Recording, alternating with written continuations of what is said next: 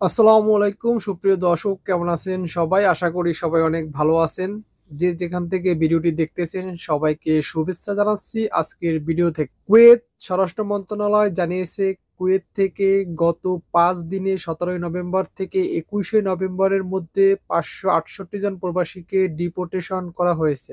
আকামা আইন ও শ্রম আইন লঙ্ঘনের দায়ে বৈধ হয়েও ফ্রি ভিসার লোক খুব সহজে গ্রেপ্তার হচ্ছে এবং শ্রম আইন লঙ্ঘনে তাদেরকে দেশে পাঠিয়ে দেওয়া হচ্ছে।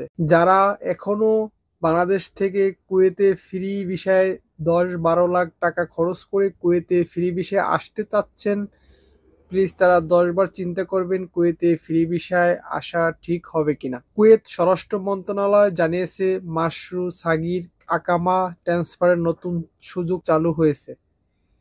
এখন থেকে ৩ বছর নয়, মাশরু সাগির আকামা ১ বছর পর হাউল করা যাবে। তবে শর্ত হলো অবশ্যই স্পন্সরের অনুমতি বা পারমিশন নিতে হবে এবং মাশরু সাগির হাউল করতে পারবেন। আহালি প্রাইভেট সেক্টরে ট্রান্সফার হওয়া যাবে না। কুয়েত উপপ্রধানমন্ত্রী ও প্রতিরক্ষা মন্ত্রী এবং স্বরাষ্ট্রমন্ত্রী শেখ ফাহাদ আল ইউসুফ জানিয়েছে কুয়েত ৬০ বছরের বেশি বয়সী প্রবাসীদের উপর বিধিনিষেধ প্রত্যাহার করা হবে। এমন প্রবাসী আছেন যারা কুয়েতে জন্মগ্রহণ করেছেন এবং যারা তাদের জীবনের অর্ধেক বেশি কুয়েতে কাটিয়েছেন। আমাদের অবশ্যই তাদের প্রতি ন্যায় হতে হবে, তাদের পরিষেবার জন্য উপলব্ধি দেখাতে হবে, তাদের মৌলিক অধিকারগুলিকে রক্ষা করতে হবে এবং তাদের কুয়েতে বসবাসের অনুমতি দিতে হবে। শুক্রবার হাওয়ালিতে পুলিশের অভিযান চলাকালে শেখ ফাহাদ একথা বলেন।